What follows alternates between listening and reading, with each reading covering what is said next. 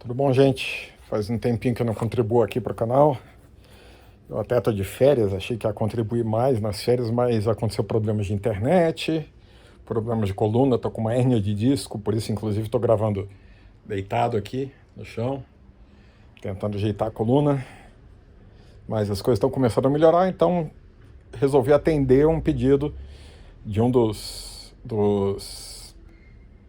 acompanhantes do canal, dos membros do canal aqui, Renato Costa, que me pede sempre para gravar uma coisa ou outra, e ele pediu para eu analisar os antivaxxers, o pessoal antivacina. E é uma questãozinha um pouco complicada, mas vou tentar aqui contribuir com as minhas reflexões, né? A primeira coisa que a gente tem que entender é que vacina é muito diferente da medicina de tratamento que a gente está acostumado. Deixa eu matar a sede aqui. Chamate alguém? A vacina, afinal, é preventiva. A gente está muito acostumado a estar doente e ir atrás do médico para melhorar. A vacina a gente toma saudável, para evitar um risco futuro, né? Um risco que é um risco estatístico e um risco que a gente não sente. Então, por exemplo, uma coisa que é interessante a gente ver é que o placebo quase não é importante para a vacina, e o que importa mais é o nocebo, que é o inverso do placebo. Por quê? Quando a gente está doente e toma um remédio, a gente está mal, está com uma série de sintomas, toma um remédio e acredita que esses sintomas vão desaparecer. A gente sabe que qualquer remédio tem efeito colateral. Todo mundo sabe disso. Mas a gente sabe também que os efeitos colaterais vão ser provavelmente menores do que a doença que a gente está querendo tratar. Já na vacina, como a gente está saudável, então todo efeito colateral é, em tese, uma piora. É claro que os efeitos adversos de uma vacina são muito menores do que você contrair a doença que ela tenta combater. São muito mais simples e menos graves que a doença em si, que a vacina te imuniza contra. Só que a gente, psicologicamente, o que a gente está pronto? Eu vou tomar a vacina, eu vou ter o efeito colateral e eu estou bem. Então, eu sei psicologicamente que no momento que eu tomo a vacina eu vou piorar. Então a gente tem, primeira questão para a gente entender a mentalidade anti-vaxxer é: vacina tem efeito nocebo muito forte. Eu não fui fazer uma pesquisa muito grande atrás, mas recentemente vi um vídeo do Átila Yamarino, em que basicamente ele apontava que tem estudos que apontam que 75% dos efeitos adversos de vacina são nocebo. Ou seja, se você tomar um soro fisiológico em vez de vacina, e eles te disserem isso é vacina, você vai ter febre, você vai ter dor no braço. E eu estou falando eu também, eu sou um cara que costuma ter efeitos adversos de vacina. Qualquer vacina que eu tome, eu tenho um pouquinho de febre. E quase certamente isso é efeito nocebo. Isso é, entre aspas, psicológico. Tem essa primeira parte. A segunda parte, que é o que a vacina realmente combate, quanto mais eficiente ela é, menos a gente percebe. Só para citar um exemplo, tem o exemplo mais clássico de todos, que é a varíola, né, que ninguém da nossa geração e a maioria dos nossos pais não viram ninguém com varíola. E a varíola foi um horror da humanidade durante séculos, né? E a vacina extirpou isso. Mas hoje a gente não sabe o que é varíola. Não sabe, ninguém sabe o que é. Porque nem nossos pais pegavam varíola e a maioria dos nossos avós não pegavam varíola. Então a gente não faz parte da nossa realidade. Então, a vacina extirpou a varíola. A gente nem sabe o que é. O outro ponto, as que a gente sabe, por exemplo, eu na minha época de infância, eu via alguns casos de paralisia infantil. E o Zé Gotinha extirpou a paralisia infantil do Brasil, já na minha geração. A minha geração foi das últimas a ver paralisia infantil. Então, quem nasceu depois de mim, e eu já sou um pouquinho velhinho, não muito, mas um pouquinho, nem sabe o que é paralisia infantil. Sarampo, catapora, essas doenças da infância que a minha geração pegava, a geração atual ninguém pega. Por quê? Vacina. E o que acontece? Eu fui tomar o Zé Gotinha sabendo o que era paralisia infantil. Eu via as pessoas com as muletas, com aqueles apoios de perna, pessoas até condenadas à cadeira de rodas. E hoje o pessoal não sabe disso. Sarampo, ninguém tem mais. Ninguém tem mais. Então, por que eu vou tomar uma vacina que vai me dar um efeito colateral nocivo para combater algo que nem existe? Esses são os gatilhos psicológicos do antivasser. Exatamente porque a vacina é muito bem sucedida, as pessoas param de entender o que ela realmente combate. E aí gera esse efeito, né? Inclusive há estudos que apontam que quando chega próximo de extirpar a doença, de neutralizar a doença, você tem uma queda da taxa de vacinação. Menos pessoas acabam se vacinando quando está próximo de extirpar a doença. Então você tem que ter uma campanha mais intensa, às vezes até algumas medidas coercitivas. Isso tudo eu estou falando ignorando a parte do coronavírus, né? No coronavírus a coisa tem um pouco disso, né? O movimento anti-vaxxer já existia com todas essas características do nocebo e de combater algo que a gente não vê, mas no coronavírus a coisa ganhou outra proporção. Tem aí mais algumas coisinhas para falar. A primeira é que a gente tem o desejo, quando a gente recebe a notícia que a gente está em pandemia, a gente tem o desejo de que isso seja falso. Quer queira, quer não, a pandemia é um dos grandes problemas que uma geração pode enfrentar. A pandemia é um desastre comparável à guerra em escala mundial, né? Porque a pandemia acontece... não dá nem para comparar, por exemplo, com uma erupção vulcânica, um terremoto que afeta só comunidades isoladas. A pandemia é um problema global e psicologicamente a gente quer negar isso. Então, a princípio tem essa parte. A gente quer soluções rápidas, soluções fáceis, para que a pandemia acabe logo e a gente volte para o normal. A gente tem esse desejo. É por isso que a gente quer a panaceia. E aí vem a parte, inclusive, do risco que a gente não entende, né? Porque a parte do nocebo, entre aspas, porque eu tô saudável e eu quero algo que, caso eu pegue, me cure. Isso é muito mais palpável do que eu tomar algo que pode me prejudicar e que tudo que vai fazer é me manter saudável. Eu já estou saudável. Então, o mecanismo é parecido. Só que aí vem também a segunda parte, que a gente acabou sofrendo muito nessa pandemia, que é a parte do povo não estar acostumado ao que é ciência. E a divulgação científica, ela sempre foi feita como notícias prontas e acabadas. É muito raro você divulgar uma pesquisa científica enquanto ela está acontecendo. Então você tem, às vezes, inclusive, a divulgação científica comete o erro de soltar uma notícia que ainda é incerta na ciência, como se fosse certa. Mas, na maioria das vezes, a divulgação científica espera uma notícia estar pronta, certa, consolidada para divulgar.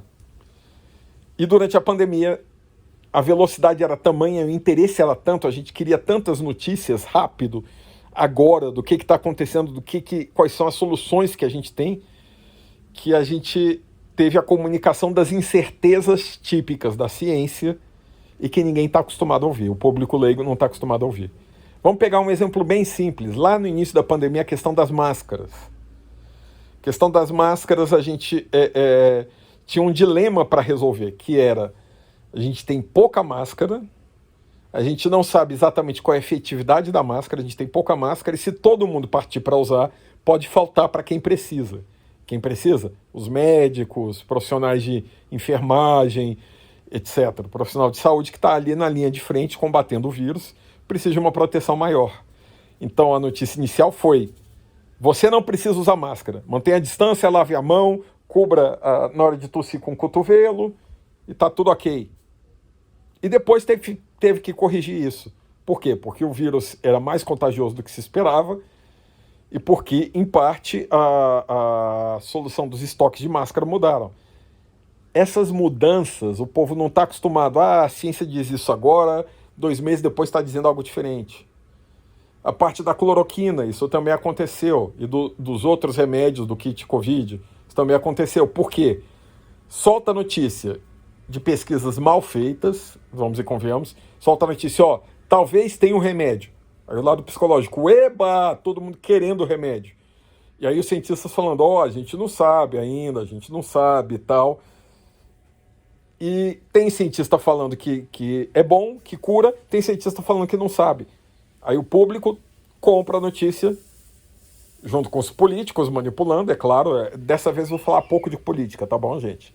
Os políticos, Trump, Bolsonaro, etc., comprando a cloroquina por interesses econômicos e querendo vender a cloroquina por interesses econômicos, ok?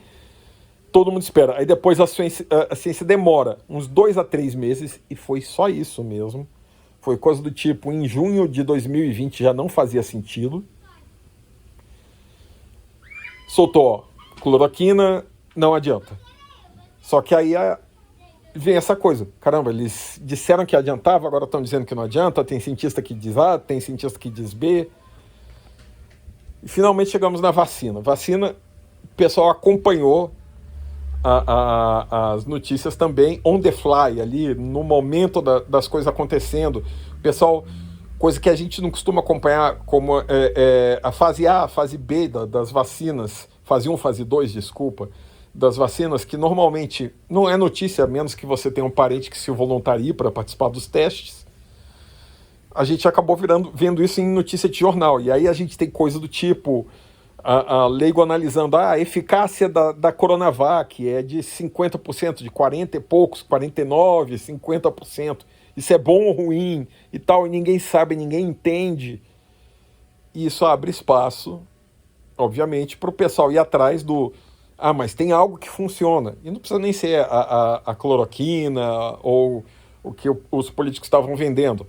Vem aquele pessoal natureba também dizendo, tem algo que funciona, se você está com a saúde em dia, a cabeça em dia, se você mantém a sua energia equilibrada, você aumenta a sua imunidade, blá, blá, blá, e vírus nunca olha essas coisas. Desculpa, não olha. Vírus não vai olhar. É claro que o seu sistema imunológico bem equilibrado e tudo vai fazer uma certa diferença ali, mas, cara, se você se expõe a vírus, você pega. Vai influenciar o sistema imunológico, a sua saúde geral, vai influenciar mais como a doença vai evoluir em você do que você pegar ou não. Aí o pessoal fica vendendo essas coisas, essas expectativas de cura, porque os cientistas parecem estar batendo cabeça, e na verdade não estão, porque ciência é assim mesmo. Ciência começa cheio de dúvidas e vai se fazendo os testes para as dúvidas diminuírem. Então parece que está batendo cabeça, e agora vem a Big Pharma, né, que é a parte conspiracionista dos anti-vaxxers, vem a Pfizer, vem a Moderna, vem as empresas grandes querendo vender um produto e ganhando bilhões de dólares com isso, e é um produto que, quando eu for tomar, eu vou sofrer efeito nocebo para me defender de algo que talvez outras coisas defendam, talvez eu pegue, talvez não. E é por isso que a mentalidade anti-vaxxer soltou firme durante a pandemia. Normal isso. Infelizmente. A divulgação científica precisa aprender a divulgar as incertezas e transmitir as incertezas de um jeito correto. De um jeito correto não, porque já estão falando do jeito correto, mas de um jeito acessível. Porque as pessoas não entendem, devido tanto a falta de conhecimento técnico quanto questões psicológicas e emocionais. Quando a gente tem, por exemplo, um Átila Yamarino falando lá em abril de 2020, na verdade foi finalzinho de março de 2020, falando que o Imperial College previa, no pior dos cenários, 1 milhão de mortos no Brasil até setembro de 2020. O pessoal não escuta no pior dos cenários. O pessoal só escuta 1 milhão de mortos. E aí cria essa expectativa. E a ciência não funciona assim, principalmente na hora de prever o futuro, de projeções matemáticas. Você sempre tem vários cenários possíveis e análises probabilísticas. Mesma coisa, vacina. O meu avô tomou vacina, dose 1, dose 2, dose 3, pegou Covid e morreu. Acontece, vai ser um caso raro, um caso muito raro, mas vai acontecer. Aí o caso em que isso acontece vira notícia. Então, a ciência, não só a ciência, como o jornalismo de divulgação científica, precisa aprender a divulgar incertezas. Isso vale também até para outras coisas, como, por exemplo, lockdown. Que tipo de lockdown funciona? Como que funciona? Em que situações funciona? Fez lockdown, o que a gente espera que aconteça? Isso tudo são cenários que envolvem bilhões de fatores. Por exemplo, a efetividade de um lockdown, o saneamento básico vai influenciar se o lockdown funciona ou não, ou quanto ele funciona, que tipo de lockdown a gente vai ter que fazer. Então, sempre são situações muito complexas e o jornalismo quer a notícia, a manchete, que é aquela coisa que possa ser resumida num vídeo de TikTok, num vídeo de YouTube de 15 minutos, que seja, ou numa manchete de uma frase ou um parágrafo do Twitter. E, infelizmente, a ciência traz respostas complexas para problemas complexos. Até mesmo a vacina, que é uma coisa que a gente sabe que funciona, é um tanto mais complexo quando a gente vai analisar ali no momento. São 5 tipos de vacinas diferentes, tá para qual faixa etária, eu tenho comorbidade ou não, uma série de fatores, e a notícia acaba sendo complexa e o povo quer a resposta simples. E na hora da resposta simples tem um cara gritando: eu tenho aqui um comprimido de R$5 que cura tudo, e o outro falando: a vacina vai proteger 50% de efetividade, etc, etc, etc. O pessoal não entende e acaba optando pela resposta mágica.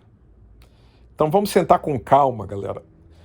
Vamos procurar se informar com calma e com paciência, porque hoje acredito que a maioria de vocês saibam já que o que debelou a curva da variante Gama e da variante Delta no Brasil foi a vacina, e o que vai fazer com que a variante Ômicron no Brasil não gere, no mundo também, não só no Brasil, não gere aquele número horrível de mortos de março, abril e maio do ano passado, vai ser a vacina. Por mais complicada que sejam as notícias, por mais que difícil que seja de entender.